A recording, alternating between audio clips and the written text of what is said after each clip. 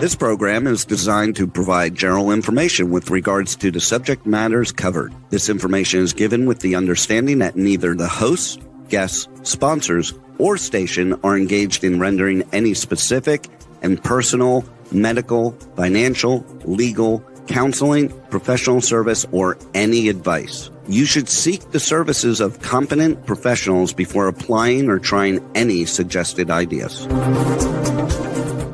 Welcome to Behind the Scenes, for your half-assed entertainment news with no bullshit, with our hosts, the Baroness and Bear Fiorda, only on Talk 4 Media. Hey everyone, welcome to Behind the Scenes. It's your buddy Bear here with the woman who makes Hollywood nervous and the truth uncomfortable, the Baroness. How'd you do? I'm sick. Me too. That's how do I do today. Me too. And I don't want to hear it. You got me sick. I got everyone sick. I was patient zero for once. What's that one where you're the very beginning? It's not patient number one, right? No, it's patient zero. Patient zero. All right, yeah, absolutely. I started the plague this time around. Normally when we pop in, it's actually not me who did it. It's him. Trying to skirt responsibility here, okay? Help me out a little bit. You go to events with 3,000 people. Everybody wants photos with you, and they're always touching you. To be fair, it was not 3,000 people, and not everyone wanted a photo. Some very nice individuals. Which event?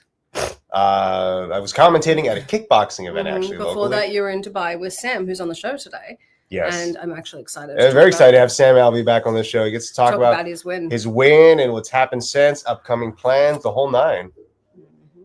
Yeah, it's going to be exciting. By the way, thank you for everyone listening who's patient with listening, because we have coffee running in the background for myself. So you have to explain the noise in the background? You should. I mean, why not? We could ignore it or talk about it, and talking about it sometimes is better than ignoring it.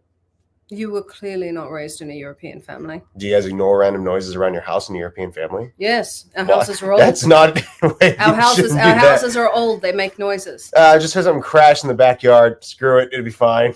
We ignore everything. We ignore feelings. Oh no, we assume everything's haunted. Everything's you guys are just babies. We're baby. We are still kind of new as a country, you know. And boy, you guys are killing it. You've got the worst politics I've ever seen in the world. Yeah, I don't necessarily like our two-party system. I don't know if it ever worked out, but I feel like we had better politicians pre-1955. 55 is good. I was going to say pre-1950, yeah.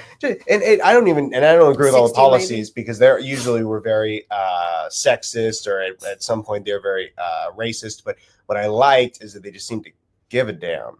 You know, where now it's like everyone can get money wants to try to be president. I think something America misses is you guys talk about the 1950s as the pinnacle of American society. It was the height of unionization. It was the height of public service. It was the height of public systems. So what made the 1950s so profitable were government mandates and government rebates for the average person, as opposed to the company leaders and the businesses. So GM wasn't being bailed out, but its workers were unionized. Yeah. The company's Denny's wasn't being given a tax break, but healthcare was being given to the workers. Wait, the government gives a shit about Denny's? Yeah, it was. Why? It was a huge corporation back in the day. Oh my God, I see it today. It's just that it's like a step above Waffle House. Maybe you're talking about the value of the food, not the value of the corporation. Talk about the business, the location. No, it's in every city, in every state. Think of how many people that employs. Yeah, that's fair. So that makes a difference. So you have to look at it from that perspective. What is the government protecting? In the 1950s, it was the workers. Now it's the corporations. And by protecting the corporations over the workers, you get, don't get the affluence that you got in the 50s. I mean, look, it's not the worker that's making the politician money. It's the owners, it's the CEOs, it's the people who are requesting the tax breaks are the ones who are kicking that money back. Yes, but once that was allowed is what happened. So the reason America was so successful in the 1950s and the reason it became a world power was post-World War II. You'll put a bunch of time and money into building corporations, but you didn't do it by going, here's a bunch of money for the person in charge. Yeah, fair. You did it by unionizing, which gave you the largest car industry in the world. You did it by doing rebates, which gave you the biggest film industry in the world. This is a very politically heavy opening, by the way. Well, that's not really normally politics, very it's neutral, history. but That's not politics, it's history. Both of your political parties are failing to do any of this. No, that's fair. I think everything's so politically charged in the country that we tend to disregard history as left or right consistently instead of just our history of our country. Well, you have to remember your Democrats were the ones that pushed to end Jim Crow. Your Republicans were the ones that pushed to end slavery. Both of your parties have been on the right and the wrong side of history, as everyone else's has too. That's not wrong. Right. The strange part of American history is you don't protect your workers the way you once did, so they have less. Yeah. Your dollar goes shorter. It's definitely a terrible day when most people are considering also being a part of OnlyFans to support their everyday lifestyle. That certainly has changed the world, but more than anything, the gig economy has taken over. Yeah, you have to Everyone's look got at individual everyone sections. has to have a side job, side hustle. Sorry, I was going to say sections, but side hustles makes much more sense. Yeah, you have to have a side hustle because you can't afford anything. No, and you can have a decent job So let's say today's standards you're making $50,000 a year. Sorry for snorting. It's not cocaine. I have the flu. Someone gave it to me. Listen, if someone's coming up to you and say, "Listen, I'm snorting because I'm sick, not because I'm doing coke," it's your first thought is they're doing coke. No, I work in entertainment, so I feel it's a distinction I need to make. Gotcha. No, I'm also friends with Andy Dick. You're not helping yourself here with that coke statement. No, if you make $50,000 a year in a lot of places in the country, it's not enough. And if you live in a place where it would be enough, probably aren't going to be able to make that amount of money because there's not going to be a job out there to support that. You'd have to work remotely, like a job in California, but live in Tennessee or live in North Carolina for that amount of money to actually go somewhere and be of value to you. Mm-hmm. It's a shame. You can't live. You're also not given the right education in schools here. You guys aren't taught how to balance a checkbook. I'm just going to complain. By the way, I like to say this is my country by choice. I like it here. I'm very good at making money here. I enjoy America. But I came from a country that taught me to balance a checkbook, how to pay taxes, what an investment is, what appropriate returns on a savings would be. So it's a little different. And I was born here, so I can complain anyways. There's no going back to my country for me. I'm already here. This is why Sam needs to become president. He constantly talks about running for office. He needs to just do it already. If you're listening, I don't know if he's in the green room or not. I think America needs to value its workers, or it's going to end up going the way of the French. That we're going to behead the president at the time? Is that what's going to happen? Really? When you do to a country what's happened to America, and this is not one party or another, in the last 50 years, in the last 50 years, I don't care which side you're on, all you've done is lose. And the only people losing have been the American people. And politically, because everyone's so tribal, they're not banding together against the government going, hey, why could I afford a factory job in the 50s and support my family and I can't today? And instead of banding together, it was brilliant. It's the best marketing I've ever seen. Oh, don't start. It's brilliant. What they've done is they've tribalized and they've got Americans fighting each other. Yeah. It is genius. If I could bottle that and sell it, oof. But you can't. I know, but I keep trying. Stop. Why? What value does that bring to us? You're just financially for me. So no, that's what it comes down to, isn't it? Or the money. The same reason the politicians are doing it. I didn't say I was a good person. I simply said I understood the marketing. Nobody ever said I was a good person. I've never claimed to be. I think you're a good person. I think your heart's in the right place. I just think you also you feed the devil on your shoulder a little bit too much sometimes. It keeps coming back. Look, I'm just saying. Okay. If I could figure out how to, it's easy to politicize something company-wide and push for one product or another. That's easy. You have companies do it all the time, but if I could figure out how to politicize a product for both the right and the left and convince them, because if you go really far right and really far left, they're essentially the same person. It's very weird. Yeah, very few things separate the radicals on both sides, to be quite frank with you. They're both just weird. Always better to be centrist. I'm a libertarian, so. Isn't that what a centrist is to us? No, libertarian. Libertarian is in my country what you would call a liberal government. Here you would call it a conservative.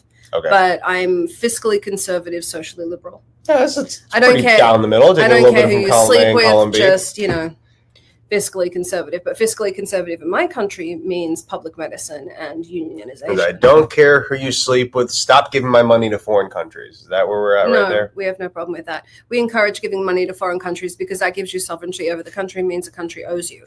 So one of the reasons America was such a dominant power, of course it does. The reason America was such a dominant power was everyone was in its pocket for an extended period. It's the same tactic China's taken now. It's very clever. Yeah. So America has given a great deal of financial relief to countries, which meant that America was shown in a positive light in their media, which gave America a bunch of power. That's fair. You know, it's interesting when it's you all look marketing.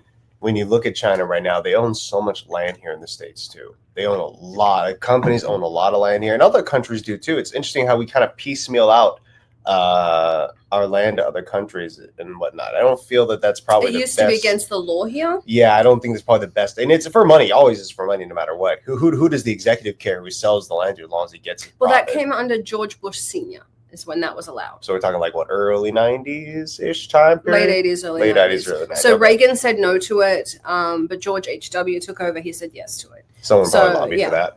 And I'm sure. Lobbied, right?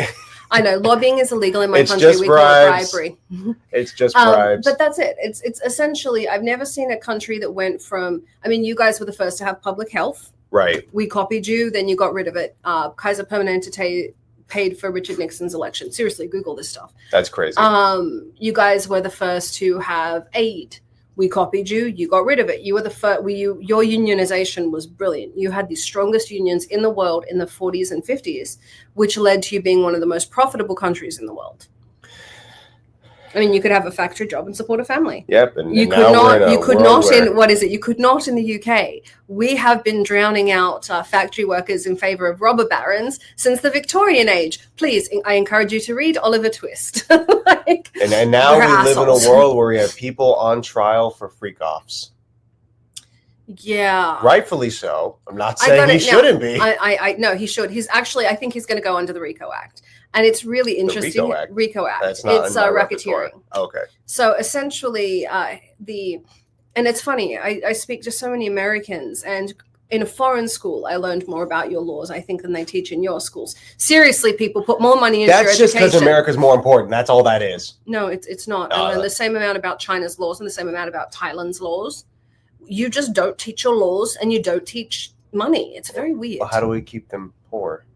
How do you keep people poor? Yeah. By getting rid of unions and government. We teach them financial literacy. That's what we already did. If we teach them financial literacy, then they get ahead. It's ridiculous. Yeah, your mother's an accountant. You don't, and like not the stripper kind of accountant. She's an actual accountant. That's fucking funny. I'd like to remind everyone, every time we use bad language, we give money to the Boys and Girls Club of America, the Humane Society of America, and Free MMA. We swear because we care. Fuck yeah. No one asks what an accountant does. Everyone just hears accountant and they're like, yeah, I figure I know what that is. That's a person who deals with money for a company. Enough information. I don't need anything else.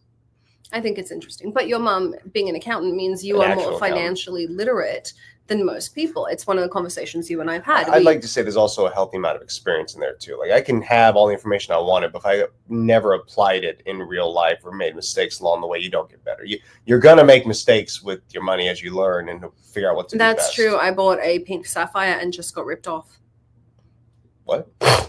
Did it not come in, or was it fake? No, it's false, and I'm really annoyed. Oh, okay. So it happens. You have a I keep snorting. I feel this is awful. Just ask him to look at it. Who do you think told me it was fake? Oddly enough, I bought a watch online as well, and then I saw after the fact that it was fake because he texted me. He's like, "Yo, this guy's got terrible reviews. I think he's a fake merchant. You should probably look into this guy and get your money back." Oh, well, that sucks. Yeah, you think we'd be smart enough to ask him before? Shout out to Matthew Morris Fine Jewelry. Yes, he does all your jewelry. If you don't want to get ripped off for sapphires or watches, go to Matthew Morris Fine Jewelry. Yes, only the best and the real stuff, and someone who makes it themselves, or people under them make it for him, but it's made relatively close to the person who you meet for the sale. No, it's my brother just believes that if you give someone a good deal, they'll always come back. He's a good businessman. No, he really is a good businessman. But by the way, that's part of what we are taught in school. You guys really know just the ethics of business ethics. What's one thing about business ethics people would not get immediately? Something they don't expect to be there. Part of business ethics is how you treat your workers. If you keep happy workers and you overpay them, people will stay with you for a longer period of time. One of the biggest mistakes corporations do is to make people faceless by using that tribalism. We talked about it in politics. Yeah. And creating a tribe or a cult essentially around your business. People will work for you for an extended period of time. One of the things you'll find is the royal family actually pays less money to their employees than most because it comes out of the government purse. Okay. But people are honored to work there and always treated very, very, very well. And that's part of why people work there. One of the things I do not believe in treating employees poorly. I don't fire them. I let people quit for the most part. And so business ethics, that is something that is also why I think America's going to turn into France. I have to say, I'm kind of shocked that you can't. Is it like not a livable wage if you work for the king and the royal family? No, it's livable. Like, that would piss me off. No, I work for the highest. It's definitely livable. I work for the throne, and I can't pay for my gas this month. I didn't say it wasn't livable. No. But our laws say you have to pay a livable wage. So we have different laws than you do. Where, for example, tipping in America in the 1920s was not allowed. Yep. It was considered gauche. You could not pay because America was considered the country of equals. You didn't have titled people like myself. Everyone was equal and you couldn't buy your way into it. Then businesses figured out tipping meant that they could pay their workers less. Oh, yeah, absolutely. So they incorporated that into the culture now. Are you high? Your eyes look red. Nah, it's just tired and sick. Excellent. Am I high? You're with me all the time. Don't worry. We have events. You've been talking about Coke and getting high since the beginning of this show. You got something you want to share with me and the audience? I'm in so much pain. I need to take a Vicodin. My back hurts. Okay, it's a different kind of. It's a healthy drug. That's not a healthy drug. It's just Speaking the one of healthy drugs, welcome to the show, Smile and Sam Alvey. And I say that because I can't get enough of watching his fights. Well, hello there. How are you? Fucking chicken with him. I love that he has a chicken. That just made my day. Man. Well, you guys were just talking about cock and getting high, right? Yeah, I'm sure. Not quite what we were talking about. I love that. That is the best picture. That needs to be a profile picture. How many times has that chicken pecked you in the face? Not once. Not once. This one here, this one actually jumps on my head often enough. That's like I'll be floating around doing whatever farm work I need. It'll come up and it scares the britches off me every time. It'll jump up and just land on your shoulder. If I have my hat on, it'll land on my hat. Nice. I love that. You know, this is a cheetah. Cheetah. Cheetah the chicken. Is it a particularly fast chicken? Nope, we name them, and we just got to try and remember their names. The friendlier ones are easier to remember. Oh, it wants to leave. See you later, Cheetah. Very love nice. That. You know, it's funny. You have your own farm basically, and you fight and you teach. So you're juggling a lot in your life. How do you manage all that? I blame my wife for both the busy nature of my life and then getting it done. No, she just wants me to do stuff, and so I'll do it. And then thankfully, I get asked to do interviews often enough. It gives me 15 minutes where I don't have to do anything. Whereas, like, I'm not feeding the chickens right now. Get one of the kids to do it. Yeah, actually, here, I'll show you. I was shoeing my horses moments ago. Nice. So I had to take a little break to come chat with you fine folks. Well, thank you. I love that. You're the only person I know that knows how to shoe horses. Oh, I can hold the horses. The horse shoer shoes them. So, yeah, I know how to do it. That would go so poorly if I tried to do that. Every time I go near a horse, it goes poorly. So I'd be afraid of his legs, honestly. Hey, it's kicked at me once or twice. It bit me, the little bastard. When I first got it. No, it took it like I was feeding it. I was in the process of giving it food, and I reached over the stall and took a chunk of my arm with it. Oh my God. Yeah, rotten. I've been holding it. This is like 3 years ago, and I hold it against them to this day. So for those that don't know, horses, like crocodiles, have a snap. Once they bite, they bite. They can't slow the snap. They can't anything. So if you want to be bit, one of the worst animals in the world to be bit by is a horse. Yeah, it did. It made me bleed. It bit my arm and it bled, or I bled. Mm-hmm. I like that. He's like, I'm going to hold that against that horse forever. Oh, yeah, forever. Bites. It is genuinely one of the worst bites. God, man, it's terrible. Because it pulverizes. So it doesn't have the slowing mechanism, and it pulverizes. I feel like it's meant to a camel would grass. be worse to get bit by. You ever seen the inner mouth of a camel? I have. It's got over in Dubai, I was looking at camel tongues and how they eat cactus. Yeah, that's a terrifying creature to be bit by, in my opinion. I'm not a fan of camels. Now, you guys were just in Dubai Yeah. for something amazing. Sam, do you want to tell everyone what happened? I know we talked about your fight beforehand, and the week of your fight, we actually replayed the episode so everyone could hear that and tune in to watch. You want to tell them how it went? Yeah, fantastically. I am now the 2 division champion of karate combat. I am the greatest karateka in the world, the karate king, if you will. I won my fight, knocked out the world's greatest kickboxer, and he was like unarguably the greatest kickboxer who've ever lived. He's just fantastic, and I knocked him out in the second. I'm pretty sure that makes me the greatest kickboxer in the world, but I will settle for the title of karate king. I like that. I like that. You've taken over a lot of titles recently. Karate Combat needs to start the Smile and Sam belt or something based on somebody when they can get, multiple divisions. There needs to be something made in your honor. Agreed. Oh yeah.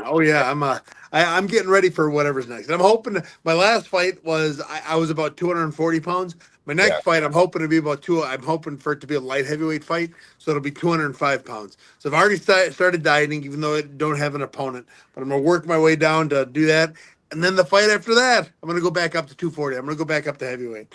So I'm just gonna yo-yo for the rest of my career. I think you mentioned to me you wanted to do this, or at least a big motivator for us, because you wanted to have more fights. It was about more work. Yeah, so with the UFC, I could fight whenever I wanted. They always had a fight for me. But they had 4 events a month. Karate Combat has 1 or 2 events a month. Nothing is the UFC. So, well, if I get 2 belts, I can fight constantly. I can just fight back to back to back to back to back. And let everyone else figure out when they want to slip in between my bouts. Gotcha. I like that. Just slide into your you DMs, are definitely for bouts. Yeah. Well, no, you are definitely the Karate Combat star. I watched live. We were watching everyone talk about you online. You have a huge following now. You've got so many people that are interested in what you're doing, and you are really leading the way. And as the UFC is losing, has kind of lost interest. Everyone's seen it. There's more and more interest coming into Karate Combat and these other labels and different things. And what you've done is so unique. What was the hardest fight you've had in your career, and what was your favorite fight of your career? Hardest fight of my career, and I'll say hardest and favorite was against Nate Marquardt. That was in the UFC. And I had a really good time training to fight him. He was one of the best in the world. He was the King of Pancrase is one of the titles he won, and he was my coach on The Ultimate Fighter. So I got to train and fight somebody who I knew how good he was, how in practice he was able to beat all of us up at will, and I got to train and fight for him, and that was a ton of fun. And then another notable mention was, the most famous fight I've ever had was against Rashad Evans. He was just the UFC Hall of Famer, and he was the king of UFCdom for a while there. But this last fight against Tyrone Spong, he's Rashad Evans' coach. He is, like I said, maybe the greatest kickboxer to have ever lived. Yeah. And so it was a lot of fun training for him, and it was even more fun getting the win over him. In spectacular fashion too. At that, you know what? Because of all your performances in Karate Combat as a whole, you've gone online. At least people have really flipped the switch on how they would treat you as a competitor, how they discuss you. Because I'll go into your videos, I'll go into your comment section, go into the forums about Sam Alvey here, and where you see everyone just dogging on him for his latter part in the UFC. Now everyone's like, oh my God, he's 5 fights in, he's holding 2 belts in Karate Combat, he hasn't had a loss, he's completely flipped the script on everyone. How does that make you feel as a competitor or just as a person? It feels so worth it now. It feels really good. Everyone knows I didn't end my career in the UFC, although it was a long career and I had a lot of wins in there. It was the end of my career was not the greatest. Was not what I like to brag about. But the internet loved to talk about it. So I moved on to Karate Combat, and like all other post UFC fighters, everyone expected me to kind of fizzle, flop, win, maybe lose, just kind of diddle around. And I've proven I deserve to be where I was in the UFC. I deserve to be at the head of Karate Combat. I deserve it because I am that good. I think I changed the story. I think I changed what people are going to talk about, especially with this last fight. I've never had such a positive post-fight internet presence as I do now with Tyrone Spong.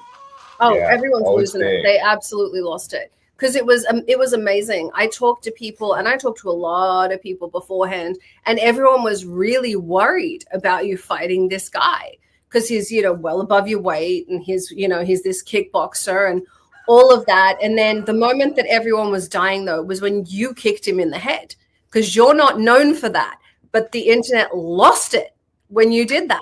It was the first head kick I've ever thrown. Over 80 fights, I've never thrown one. I threw it and I landed.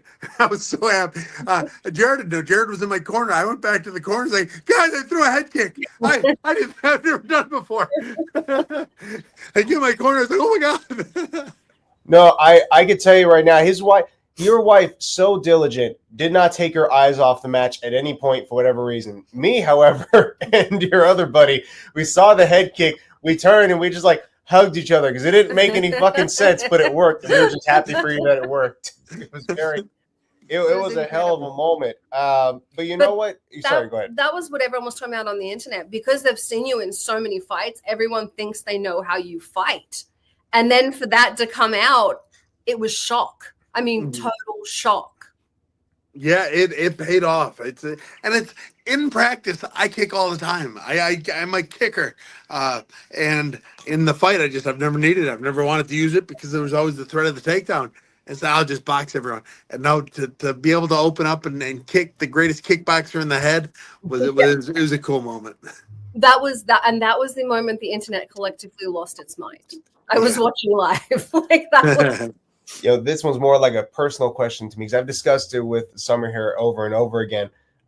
Before the fight even happened, I think we had a feeling that you were kind of getting in this guy's head a little bit. And certainly in the fight, we saw that you had shaken him somewhere to his core. Like he was not comfortable being there with Sam Alvey.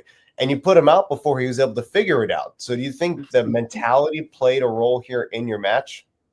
It might have. It's always been... It's never been me. I've never been the guy where anyone's been able to psych me out or get it. So I don't know. I don't know. I've always just enjoyed it. Everyone else looks at it as more of a job, as what they have to do. I've just always enjoyed it. So I've never been in that headspace where it gets to me. So maybe, I mean, I'm always willing to have it happen. I'm always willing to have somebody be nervous about me being a nice guy. And if it worked on him, fantastic. I think it also shocks people as well when they meet you for the first time, because it's one thing to see you online and think, oh, this guy's fake. He's got a persona. This is just who he is, whatever. And then I'll meet him in person and I'll really see what he's made of and what he's like. And you're the exact same dude. Yeah, in every 100% regard. The same guy. Sam's the same smiling dude in and outside the octagon, in and outside of interviews, in and outside of the gym. It doesn't matter. I just enjoy what I do. I mean, I've been blessed with power and everything else. I had to work real hard for it, and that I get paid to travel around the world doing something I do for free. It's just the coolest thing in the world. Don't tell them you do it for free. Yeah, I say that all the time. Oh yeah, don't tell President Awesome. Now I'm gonna say this: you're what people online, they were talking about you as the fighter's fighter. You're the fighter that other fighters look up to. You've taken every fight offered to you. You've put 100% in 100% of the time. And fighters get really excited to meet you. Like, you are the fighter's fighter. Where do you want to go from here? What do you want to do next? How do you want to grow?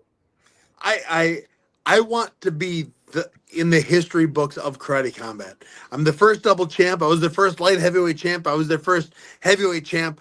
I want to defend both belts. I want to defend them and make sure that 10 years from now, when karate combat is the new UFC, I will have been the first. I will have been the first superstar. I want to be like Mike Perry was with bare knuckle boxing. I want to be that with karate combat. I want to be the face of the organization.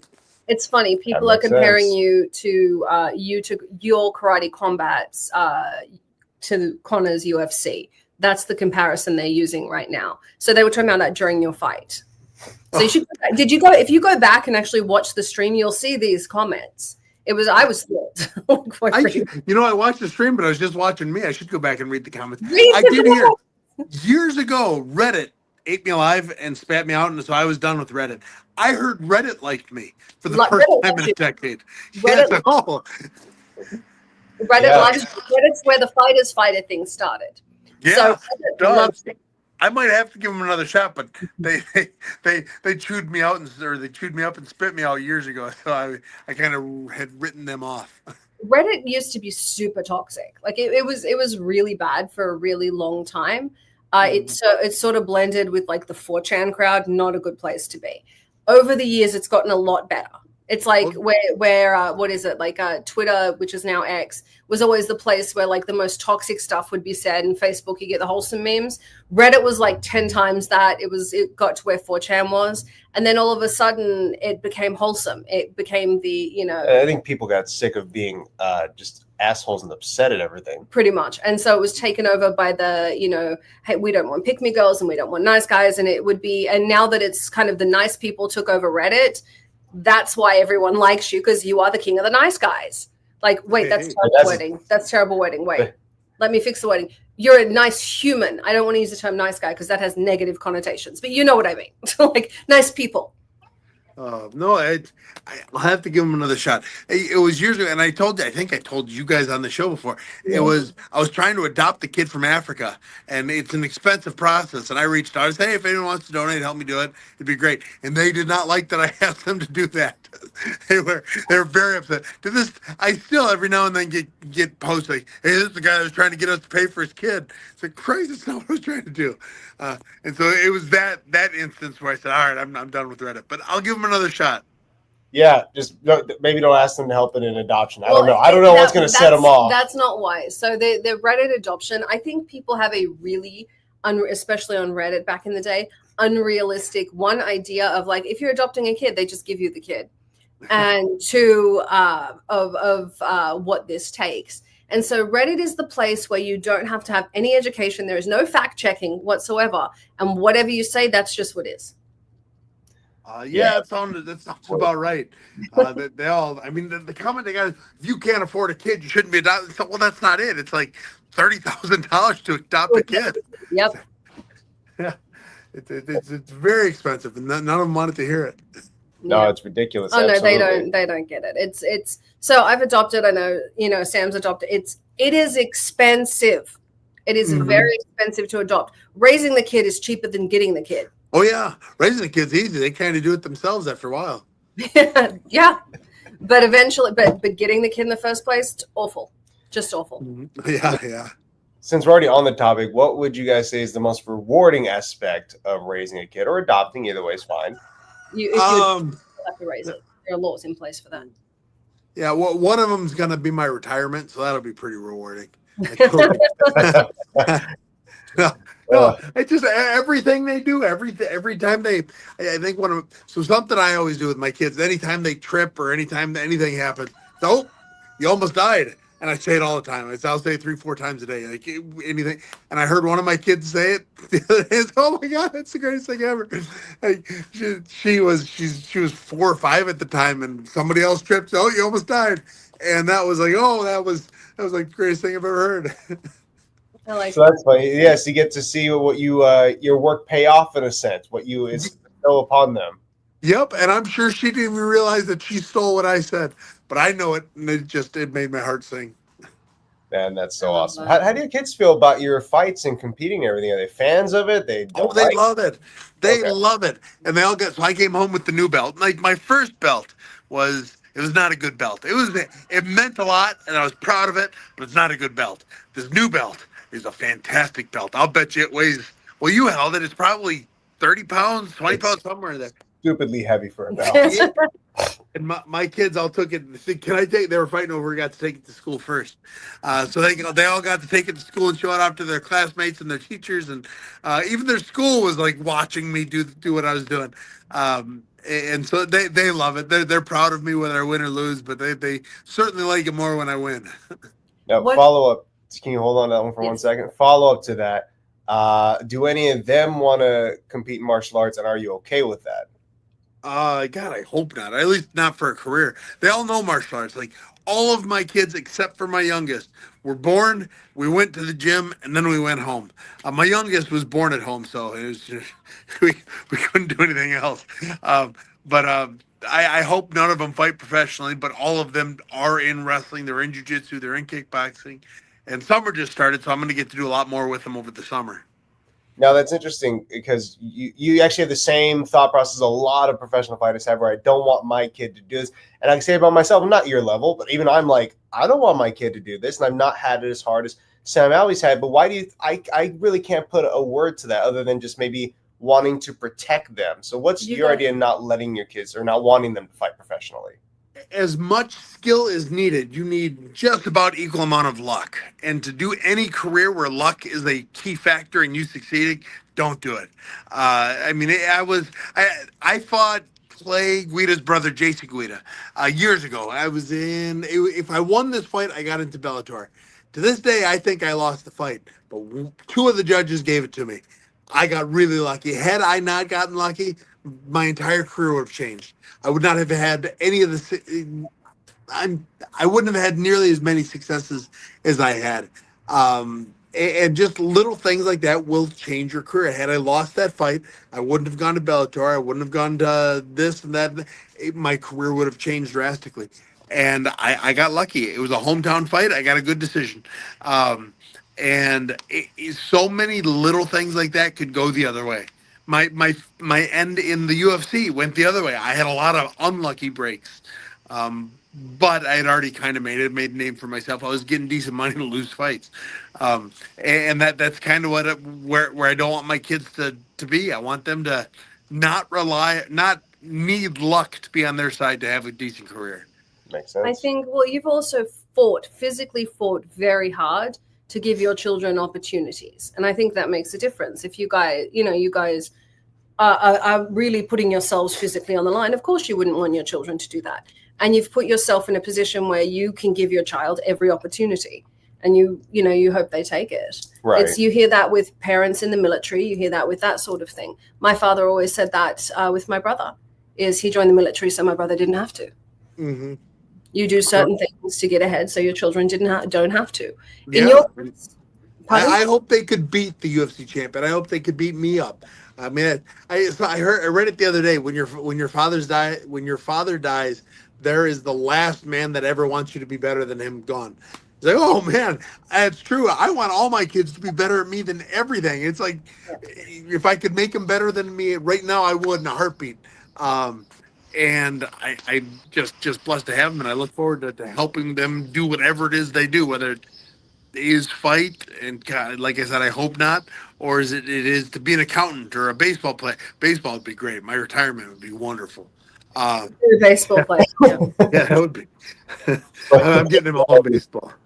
Now, for your children to have a famous father, does that affect them? I'm fighter famous. That's not that famous. You're pretty famous online now, Sam. In fighter circle. It's one of my biggest TikTok videos ever is saying just that. I said, I'm fighter famous. Like, if you know fighting, you know who I am. If you don't know fighting, you have no idea who I am.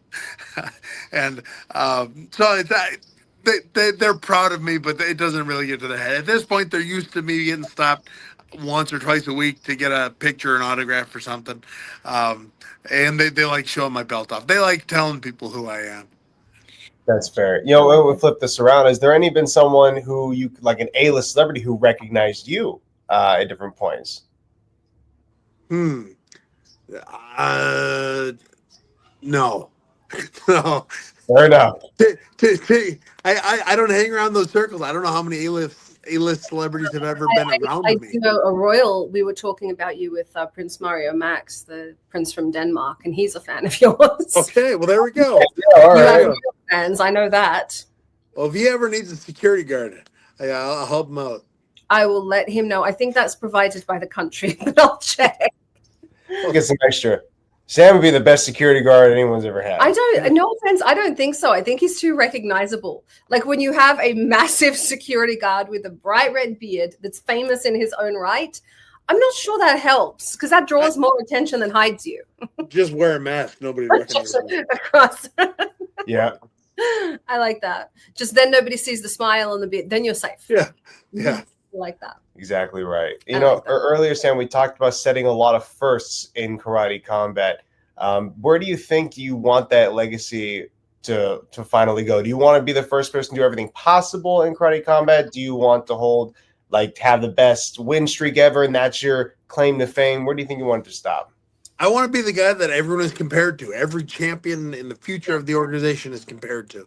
I've done a real good job of turning my reputation around in the fight world since leaving the UFC, and I think that's going to be something that lasts for a long time around the world. If people are saying, "Well, Smile and Sam did it, you can do it too," and so I think that'll happen. But he just put him in the field. Don't put him in the cage. Sorry, my horse is getting walked in through the. Hi, horsey. Yeah, and I think that'll be a big part of my legacy is how I turned my career around.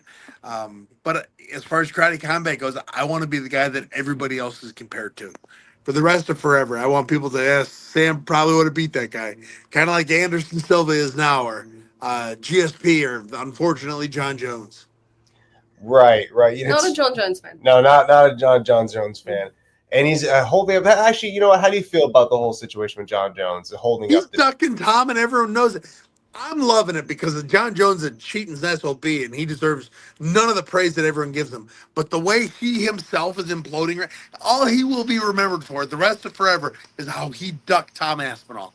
That is all he will be remembered for at this point. And that couldn't be happier about it. Like all the good grace people are willing to forgive him for, beating up his wife, running into a pregnant woman, running back to get the coke, the cheat, the drugs, the eye pokes.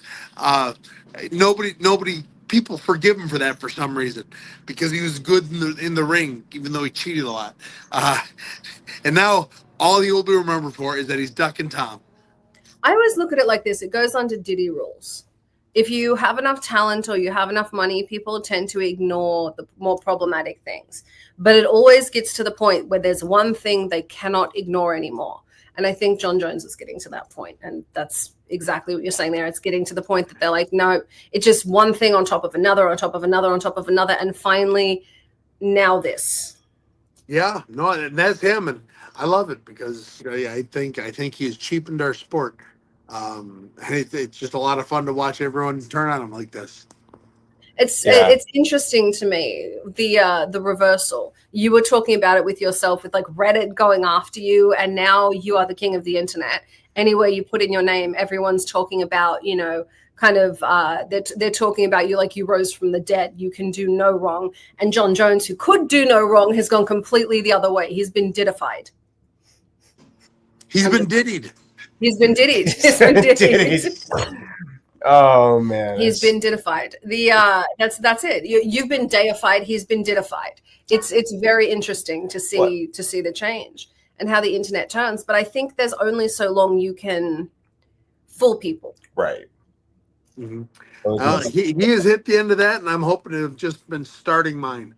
Not the fooling people part. No, you bet you were fooling them with the with the pre-karate combat end of fight. Yeah, this is the true Sam Alvey. What I see a lot of online when people talk about you now is they talk about the changes to your fights. Where before I would see people kind of complain about the losses and why you were still staying there. And now people are looking more into those fights and going, well, this was a last minute change. Well, this was a last minute change. Well, this was a last minute fight. Well, this was a last minute change. I'm like, okay, so they're actually starting to put more and more look into it. And they're not being so kind to the UFC on some of your last fights now. Yeah, most of my last 8 fights were on short notice, up a weight class. And I always said, yes, I'm in. And I would do the same for karate combat, but they haven't asked me to yet. So I think people are afraid of you now, Sam. I don't think they'll get those fights. Yeah, no, it's a totally, you really are just a different animal now, especially in the pit, not the octagon anymore, but the pit. I love that pit. Yeah, what are the biggest differences between fighting in the cage versus fighting in that thing? In the cage, I can play with the cage. I can back up a lot. In the pit, if I back up, I lose. I gotta push forwards. And that's where I started kicking in this last fight at the Cavs. Is he was doing a good job of keeping my back foot on the pit, and I couldn't let him do that. And so I started throwing those kicks just to try and get him to back up, and it worked. Yeah, I'll say it worked. Gotta stand still. Again, that head kick moment, everything exploded online because everyone thinks they know everything about you because of the number of fights you've had, and everyone melted down. Go read the comments. Really, go read the comments. That was the moment of, oh, like it was like this long scream that came from the internet. Well, I was screaming in the corner too, so I understand that. Towards the end here now of the show, I did have a couple more things I wanted to cover with you. We can tell everyone where to find you before we do. Oh yeah, hey, hit me up on School, SKOOL, Smiling and Striking. I'm an online coach as well as an in-person coach, but it's blowing up. Especially after winning my second belt, becoming the truly greatest karateka to have ever lived. I've blown up on School, and I would love to train with anyone watching this. That was actually one of the things I wanted to ask you is how is your online school going, and if you want to tell the audience about it. But I think we just kind of covered that right now. Right. Yeah, it's going well, especially after this last one. We got a lot more interest in it, a lot more people talking to me, and I'm looking forward to getting everyone in my premium site. Yeah, absolutely. And it's worth it too. They're learning from as you say, the greatest karateka in the world. Modern day Chuck Norris. Some people are calling me. Yeah. Has any of this enticed you to maybe go for your karate black belt or some other martial arts? I'm a gold belt. What do I need a black belt for? Yeah. I like that. It's fair enough. Oh man. Like that. No, that's really cool though. It's awesome. All your success is really good. I love that it's coming to you, man. You've been friends with you for years. You were my coach for years, and I'm really happy to see it all come together for you in such a way. It's really it could not happen to a better person. Really. Well, I appreciate it, and thank you. But I mean, on a week's notice, you said yes, I'll be there. You packed up and traveled to Dubai with me, and I thank you for that. You gave me the opportunity. I loved it. It was great. No, it's traveling to Dubai is definitely a trip. We got to get you in karate combat, fighting for whoever. Yeah. Yes, fighting with whoever, unless it's you. Then I don't want to do it. Yeah. I like that. He's like, I'll take any fight except Sam. I'm not fighting Sam. I don't want to fight Sam. I don't want to fight that big guy, like 260, 6'7", whatever. He's likely my first heavyweight title defense. Yeah. Hey, outside calf kicks and head kicks, man. He'll never see it coming. Yeah. Right. Oh, someone that big, that's terrible. Yeah. How are you? How would you be preparing for that, man? I'm not exactly sure. I think I'd plan on wrestling him. Like I would find a way to judo throw him. But that's a lot of dude to have to throw. I would need to start working with some bigger guys, and then developing from there. Listen to your horse. Just bite. Yeah, just bite him. Just bite him. Bite. It works for Tyson. It works for your horse. It works for your horse, and it worked for Mike Tyson. All right, that's right. I'm going to bite him. You've done it. We'll put you in my corner next time. Bite him now, Sam. Bite him now. Aim for his face. Historically, Australians have not given you the best advice. I've told you to bite. You were told to kick another guy in the junk. It's Australians and not. It's like we're probably not the people to listen to. I like to think that guy's still coming to watch Sam's fights. He's just a lot quieter now. No, they kick him in the thigh. In the dick. Oh, yeah. That'll never get old. I really want that guy to show up and just do it again. Like that was. He should show up and sell T-shirts of it. He should have sold tickets with. He should have sold tickets. That was amazing. It really was. Now you've got a school, you've got a farm, you have fights, you have so much. You have 115 children. How do you manage everything? I just get it done. I've got a food truck. Actually, I was rear-ended yesterday, and my food truck was totaled. Oh no! Yeah. See, here's one of my kids now. Hi.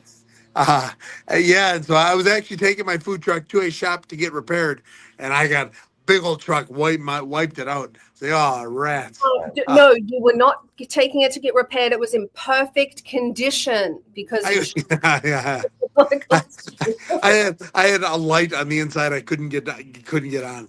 He wiped out the back end. Okay. So, no, I'm talking right now. It's a bit of a leap. Yeah, so it has officially been totaled. The guy had insurance. Super nice guy that hit me, other than the hitting me part. Where they could go forward from there. So I was looking to buy new food trucks. I was going to sell this one. I was going to buy a new one. Now, hopefully, just insurance buys it. It should. Yeah, I love absolutely. that. Imagine rear-ending someone and getting really annoyed and coming out and it is one of the greatest fighters in the world. I thought that, and he got out. The dude was bigger than me by like a bunch. Like Christ. I'll bet you was 6'5" outside linebacker for whoever. It's like, God dang it. Yeah. And yeah. So I walked up, I'm friendly enough. I was like, go ahead, sorry, are you all right? Make sure. I said, you play football or something, no, don't you? I said, yeah, I play for Kentucky. I said, Oh shit. Yeah.